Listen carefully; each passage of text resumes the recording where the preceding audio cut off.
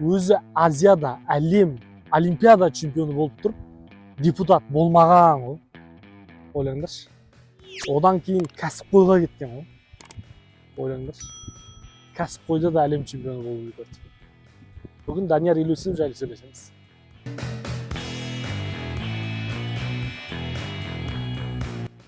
Данияр Елеусінов Құдай қаласа 28 қыркүйек күні жекпе-жек ұйымдастырады. Қарсыласы No Name, бірақ бұл кеш баруға стоит кеш болады Құдай қаласа. Маған спонсор болсаңыздар күшті болады еді. Алматы қаласында өтеді 28 қыркүйек. Ол кезде Қуат Найман, Жанқош Тұрар бәрі шығады. Құдай қаласа сол жекпе-жек болайын деп тұр. Енді бір чемпиондық белбеу тігілейін деп тұр. Бірақ ол қандай чемпиондық белбеу екендігі, қарсыласы бәрін енді айтады Құдай қаласа. Енді Данияр Елеусіновке тоқталайық. 1991 жылғы біздің тәуелсіздіктің құрдасы. Енді спортшылардың ішінде кімнің тарихы ұнайды десе, дәл осы жігіттің бір 27 жасына дейінгі тарихы маған қатты ұнайды. Не үшін? Ең біріншіден 2 дүркін Азия чемпионатының чемпионы, Азияда ойындарының чемпионы, әлем чемпионы және олимпиада чемпионы. Ойлаңдаршы, әуесқой бокста кез келген спортшы дәл осындай карьераны қалайды, армандайды. Дәл осы карьераға осы Данияр Елеусінов жеткен. Құдайға мыңда бір шүкір, осындай боксшымыз барына, тіпті жанкүйерлердің арасынан көбісі екінші рет олимпиадаға барса, оның жеңімпаз болатынына сенімді. Мен де сенімдімін негізі. Осы жолы да жіберсек болушы еді. Ладно, енді келесі жолы Құдай қаласа жіберуге болады деп ойлаймын, бірақ ол кезде енді Даниярдың жасы келіп қалуы мүмкін. Енді кәсіпқой мансабына тоқталайық. 11 жекпе-жек, 6 нокаут. Басында көптеген жанкүйерлерден қарсы пікірлер келді.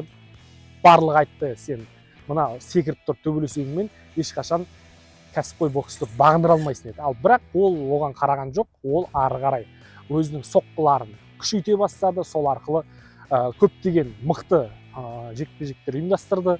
Солардың бәрін нокаутпен жеңді. Соңғы жекпе-жектері нокаутпен келе жатыр былай келген кезде. Сондықтан Данияр Елеусіновтың алдағы бір 3 жылдық, 5 жылдық өміріне керемет бір прогноз жасауға, яғни болжам жасауға, жақсы болжам жасауға болады. Алда тағы бір 10 жекпе-жек бізді күтіп тұр деп мен өз басым есептеймін. Әдемі жекпе-жектер. Енді арада үлкен паузалар болды. 26 жасында әлем чемпионы болғаннан кейін ары қарай тоқтап қалды. 25 жасында болды ғой деймін, 25 жасында. Содан кейін тоқтап қалды. 3 жыл, 2 жыл соттасып жүріп қалды. Мансабының өзі де арасындағы жекпе-жектер ұзап кетті. Енді ондай жағдай болмайды деп айта алмаймын, бірақ жылына кем дегенде 2 жекпе-жектен өткізіп отырса ғой деген тәтті тілегіміз бар. Құдай қаласа енді дәл қазір боксрек сайты бойынша 26 орында тұр.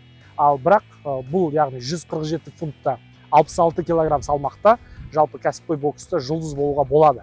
Себебі 2 белбеу Теренс Кроуфордта әлі, ал біреуі Марио Баринос сол жігітте WBC, және IBF белбеуі Джерон Эннисте. Эннис деген ол Американың жұлдызы, болашақ келе жатқан жұлдызы.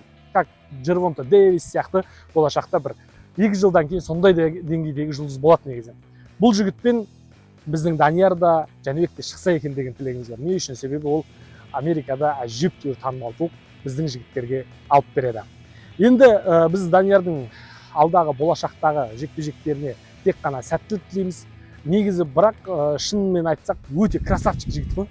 Стилі де, өзінің ұстанымдары да бәрі де бір әдемі.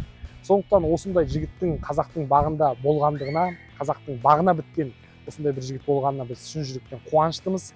Алдағы мансабына тек қана сәттілік тілейміз. Үлкен белестерді бағындыра берсін. Біз бірге Құдай қаласа жанкүйер болайық, аренаны Құдай қаласа толтырып, Даниярға жанкүйер болайық. Чемпиондық менталитеті бар жігіт қой. Біз бұны көп айтамыз. Сондықтан да сізде чемпиондық менталитеті бар ортаға қош келдіңіз. Біздің арнамызға тіркеліп алыңыз. Біз чемпиондық менталитеті бар жігіттер жайлы көбірек сөйлесеміз.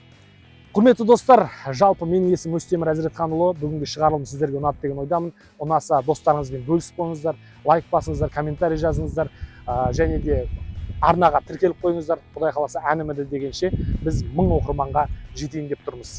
Одан кейін менің айтқым келетіні, жалпы біздің осы YouTube жүргізудегі бір сәтті кейсіміз жүріп жатыр. Қазір өте сәтті болып жатыр. Әрбір шығарған шығарылымдарымыз 10 мыңға жуық қаралым жинап жатыр.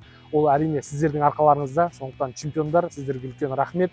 Енді мен жайлы, менің өнімім жайлы, мен немен айналсам, қалай айналсам деген сияқты сұрақтар болатын болса, давайте инстаграмға өтіп, астында инстаграм бар, сол жерге өтіп маған жазыңыздар. Мен жалпы ораторлық өнерді үйретемін, яғни сөз сөйлеуді, өзіңіздің ортаңызда бір абыройлы болғыңыз келетін болса, сөзіңіздің өтімді болғанын қаласаңыз, онда мынау қолдардың өзін қалай қимылдатуға болады, қалай адамды жалықтырмай сөйлеуге болады, осы бір тақырыпта сіздерге қызық болатын болса, онда маған жазыңыздар.